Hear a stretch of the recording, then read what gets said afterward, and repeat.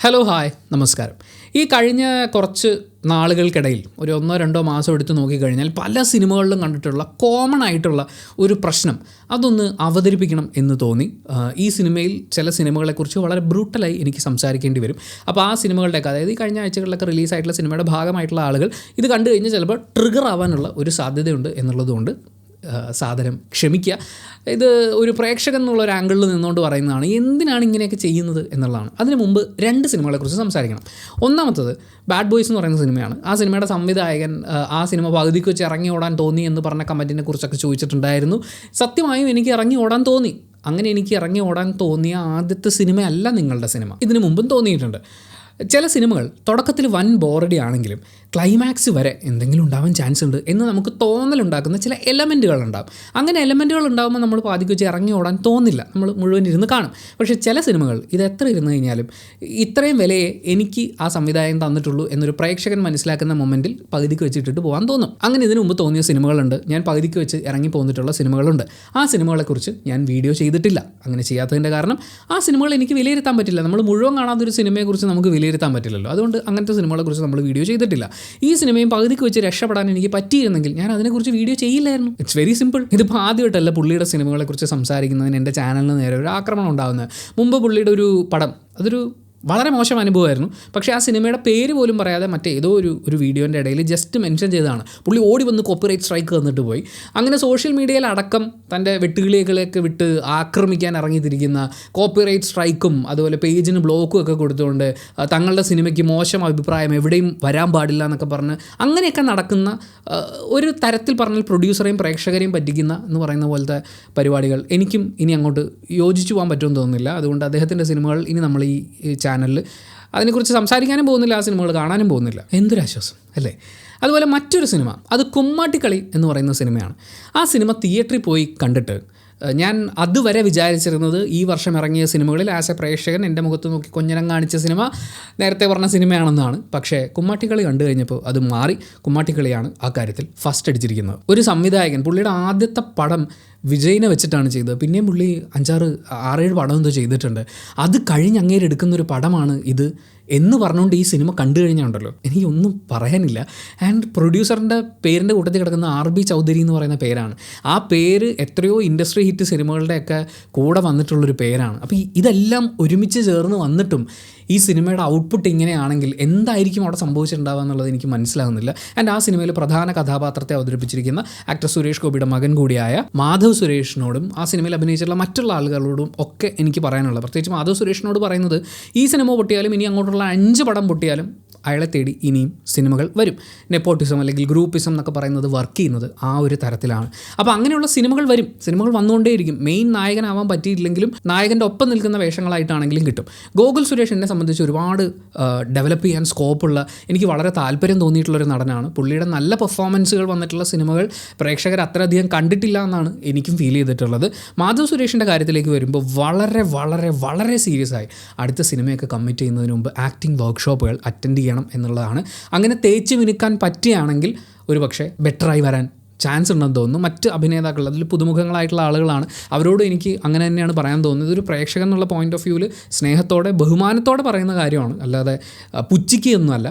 ആ cinema എന്നിലുണ്ടാക്കിയ impression, അത് ഗാന്ധി ജയന്തിയുടെ അന്ന് കണ്ടു എന്നുള്ളത് കൊണ്ടാണ് ഞാൻ അതിനെക്കുറിച്ച് അന്ന് വീഡിയോ ചെയ്യാമായിരുന്നത്. സഹനത്തിൻ്റെ ഒരു മാതൃകയാണല്ലോ. പക്ഷേ ഈ വീഡിയോയിലേക്ക് കടക്കുന്നതിന് മുമ്പ് ഇത് പറഞ്ഞു തീർത്തിട്ടില്ലെങ്കിൽ എൻ്റെ മനസ്സിനൊരു ആശ്വാസം കിട്ടില്ല. ആ സിനിമയെക്കുറിച്ച് പറയാവുന്ന ഏറ്റവും വലിയ പുകഴ്ത്തി പറയാവുന്നൊരു ഭംഗിവാക്ക് പരിതാപകരം എന്നുള്ളതാണ്. ഇനി പറയാനുള്ളത്, ഈ കഴിഞ്ഞ ദിവസങ്ങളിൽ ഞാൻ കണ്ടു തീർത്ത സിനിമകളിൽ കോമണായി എനിക്ക് ഫീൽ ചെയ്തിട്ടുള്ളൊരു കാര്യം, എന്തുകൊണ്ടാണ് ഇങ്ങനെ സംഭവിക്കുന്നത് എന്ന് എൻ്റെ ഒരു അനാലിസിസാണ്.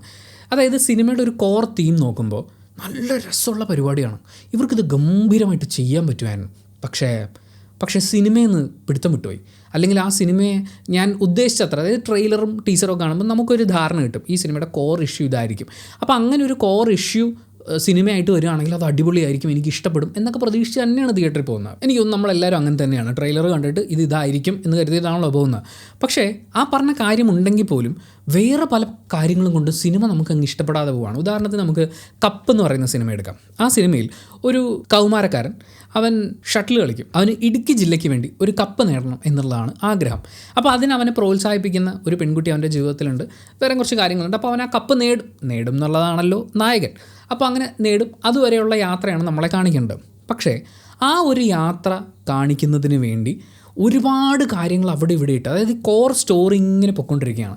പക്ഷെ അതിൻ്റെ ഇടയിൽ കുറേ കാര്യങ്ങൾ ഇടുന്നുണ്ട്. ഈ കാര്യങ്ങളിൽ എവിടെയും നമുക്കൊരു ഗ്രിപ്പിംഗ് ആയിട്ടുള്ള ഒരു കണക്ഷൻ കിട്ടുന്നില്ലെങ്കിൽ ഈ ഇട്ടിട്ട് പോകുന്നതൊക്കെ വല്ലാത്ത ലാഗ് ക്രിയേറ്റ് ചെയ്യുന്നതാണ്. പലപ്പോഴും ഈ ക്യാരക്ടേഴ്സിന് കുറച്ചും കൂടി ഒരു ഐഡിയ കൊടുക്കാൻ വേണ്ടിയിട്ട് എന്ന് തോന്നിപ്പിക്കുന്ന രീതിയിലാണ് ഇതൊക്കെ ഇട്ടിട്ട് പോകുന്നതെങ്കിലും ഇത് ക്രിയേറ്റ് ചെയ്യാൻ വേണ്ടിയിട്ട് ഒരു റോളും കൂടി വരും. അല്ലെങ്കിൽ ഒരു അയൽക്കാരൻ, അല്ലെങ്കിൽ ഒരു പോലീസുകാരൻ, അല്ലെങ്കിൽ ഒരു കൂട്ടുകാരൻ, നാട്ടുകാരൻ എന്നൊക്കെ പറയുന്ന പോലെ ഓരോ ക്യാരക്ടർ വരുന്നു, ഒരു ഡയലോഗ് പറയുന്നു, ഒരു ടോയിങ് മ്യൂസിക് ഇടുന്നു, കോമഡി പോലെ എന്തൊക്കെയോ പറയുന്നു.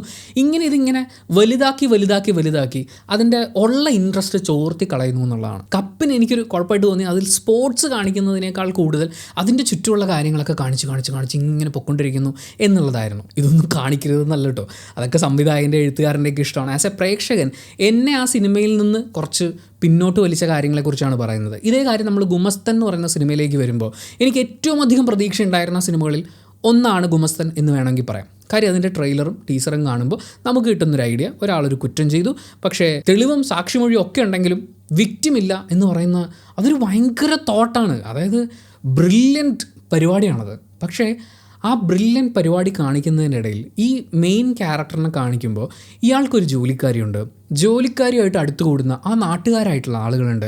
ആ ആളുകളിൽ ഒരാൾക്ക് ഇങ്ങനൊരു സ്വഭാവമുണ്ട്, അയാൾ കൂട്ടുകാരനോട് പറയുന്നത് ഇങ്ങനെയാണ്. ഇവിടെ മെയിൻ സ്റ്റോറി ഇപ്പുറത്ത് കിടക്കണം. അതായത് വളരെ ഗ്രിപ്പിംഗ് ആയിട്ടുള്ള എൻഗേജിങ് ആയി അവതരിപ്പിക്കാൻ പറ്റുന്ന ഒരു കാര്യം ഇവിടെ നിൽക്കുമ്പോൾ ഇതിൻ്റെ അപ്പുറത്തൊരു കഥയുണ്ട്, ഇപ്പുറത്തൊരു കഥയുണ്ട്. ആ വേലക്കാരിയും നാട്ടുകാരനും തമ്മിലുള്ളൊരു കോൺവെർസേഷൻ ഇങ്ങനെ വരുന്നുണ്ട്. അപ്പോൾ ഈ സീൻ ഇങ്ങനെ വലുതാവുന്നു. ഇതിങ്ങനെ ഒരു സൈഡിൽ ഇങ്ങനെ പുകഞ്ഞുകൊണ്ടിരിക്കുകയാണ്. ആസ് എ പ്രേക്ഷകൻ ഞാൻ കണ്ടുകൊണ്ടിരിക്കുമ്പോൾ ഇതിന് പ്രാധാന്യം ഇല്ല എന്നുള്ള സിനിമ തുടങ്ങുമ്പോഴേ നമുക്ക് ഏകദേശം മനസ്സിലായി. കാരണം ഈ സിനിമയിൽ ആ വേലക്കാരി എന്താണോ ചെയ്യുന്നത് അവർക്കൊരു വലിയ ബാക്ക് സ്റ്റോറി ഒന്നും കൊടുത്തിട്ടില്ലെങ്കിൽ പോലും നമുക്കിത് ഏകദേശം മനസ്സിലാവും. പേഴ്സണലി ഗുമസ്തൻ കണ്ടു തുടങ്ങുമ്പോൾ ആദ്യത്തെ കുറേ സീനുകൾ എനിക്ക് ഒരു ലോ സ്റ്റാൻഡേർഡിൽ നിൽക്കുന്ന പോലെ, അല്ലെങ്കിൽ ഒരു മലയാള സിനിമ വളർന്നുകൊണ്ടൊക്കെ ഇരിക്കുകയല്ലേ, ഒട്ടും എൻഗേജിങ് ആവാതെ ഒട്ടും ഇൻട്രസ്റ്റിംഗ് അല്ലാത്ത കാര്യങ്ങൾ കാണിച്ച് സമയം കളഞ്ഞു എന്നെനിക്ക് തോന്നി. പുഷ്പക വിമാനത്തിലേക്ക് വരുമ്പോൾ ആ സിനിമ ആ ഫൈറ്റും കാര്യങ്ങളൊക്കെ ആയിട്ട്, അല്ലെങ്കിൽ അതിലൊരു ടൈം ട്രാവൽ എലമെൻ്റ് ഒക്കെ വരുന്നുണ്ട്. അപ്പോൾ അതിനെയൊക്കെ വളരെ സ്വീറ്റായി പറഞ്ഞുകൊണ്ട് പോകുക എന്നുള്ളതാണ് അത് കുറച്ച് എൻഗേജിങ് ആക്കി നിലനിർത്താൻ പറ്റുന്നൊരു കാര്യം എന്ന് പറയുന്നത്. ഇതിൻ്റെ ഇടയിൽ ഒരു കാര്യവുമില്ലാതെ ഒരമ്മാവൻ്റെ റോള്, ഒരമ്മാവൻ, അയാളുടെ മരുമോൻ ഇങ്ങനെ 3 പേര് വെച്ച് ഒരു കോമഡി ആവട്ടെ, ഒരു ഫൈറ്റ് ആവട്ടെ എന്നൊക്കെ വിചാരിച്ചത് ഇങ്ങനെ നീട്ടി ഇങ്ങനെ കൊണ്ടുപോയിക്കൊണ്ടിരിക്കുകയാണ്.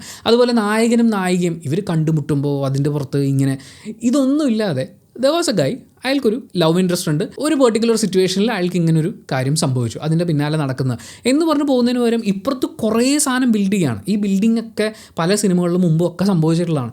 പക്ഷേ ഈ ബിൽഡ് ചെയ്യുന്ന കാര്യത്തിന് ഒരു എൻഗേജിങ് ഫാക്ടറില്ല, ഒരു ഹാപ്പി ഫാക്ടറില്ല, അല്ലെങ്കിൽ ഗ്രിപ്പിംഗ് ആക്കി നിർത്തുന്നില്ല. അത് ഒരു കട്ടിൽ ഒരു മുറി എന്ന് പറയുന്ന സിനിമ, ആ സിനിമയ്ക്കകത്ത് അതിൻ്റെ കോർ തീം വളരെ സിമ്പിളാണ്, നുണയുമായിട്ട് ബന്ധപ്പെട്ടാണ്.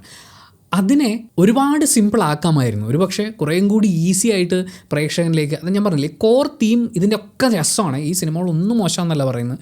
ഇതിൻ്റെയൊക്കെ കോർ തീം ആ ഒരു കാര്യം അങ്ങനെ അവതരിപ്പിച്ചാൽ എൻഗേജിങ് ആയി നിൽക്കും.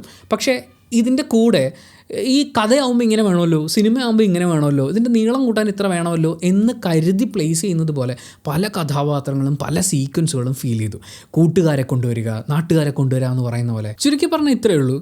കഥയ്ക്ക് അത്ര റെലവൻ്റ് അല്ലാത്ത, അല്ലെങ്കിൽ പ്രേക്ഷകനെ കണ്ടിരിക്കുന്ന അത്രയും സമയം ഗ്രിപ്പ് ചെയ്ത് നിർത്താൻ പറ്റാത്ത, തമാശ കൊണ്ടാണെങ്കിലും ആ ഒരു ഇമോഷൻ്റെ ബലത്തിലാണെങ്കിലും പിടിച്ചു നിർത്താൻ പറ്റാത്ത കഥാപാത്രങ്ങളും സന്ദർഭങ്ങളും ഒക്കെ വെച്ചുകൊണ്ട് പല സിനിമകളും ആവശ്യത്തിലധികം വലിച്ചു നീട്ടപ്പെടുന്നുണ്ട് എന്ന് തോന്നി. കാരണം സിനിമകൾ കണ്ട് നമുക്കിപ്പോൾ ഏകദേശ ധാരണയുണ്ട് ഒരു സിനിമയുടെ കഥ എന്ന് പറഞ്ഞത് ഇങ്ങനെയായിരിക്കും പോകുക എന്നൊക്കെ ഉള്ളത്. തുടക്കത്തിൽ 1-2 സീൻ കാണിച്ചു, അല്ലെങ്കിൽ ഒരു ക്യാരക്ടറിനെ കാണിച്ചു, അല്ലെങ്കിൽ എന്തെങ്കിലും ഒരു എക്യുപ്മെൻറ്റ് ഇരിക്കുന്നതിൻ്റെ ഒരു ക്ലോസ് ഷോട്ട് കാണിച്ചു, നമുക്കറിയാം ഇത് ക്ലൈമാക്സിൽ വരും, അല്ലെങ്കിൽ ഇത് ഇങ്ങനെ ഒരു സംഭവത്തിന് വേണ്ടിയിട്ട് അവർ വെച്ചിരിക്കുന്നതായിരിക്കും എന്ന്. അത് നേരെ അങ്ങ് പറഞ്ഞാൽ പോരെ, നിൽക്കട്ടോ ഞാൻ ഒരു സർപ്രൈസ് തരാം എന്ന് പറഞ്ഞിട്ട് അപ്പുറത്തൂടി പോയി അയാളെ കാണിച്ച് ഇയാളെ കാണിച്ച് അയാളൊരു 4 ഡയലോഗും പറഞ്ഞ് 2 പാട്ടും പാടി അങ്ങനെ പോകുമ്പോൾ ഈ സിനിമയുടെ ആ ഒരു എസെൻസ് ഉണ്ടല്ലോ, അതിൽ നിന്ന് വല്ലാണ്ട് അകന്നു പോകുന്നു എന്ന് ഫീൽ ചെയ്തു.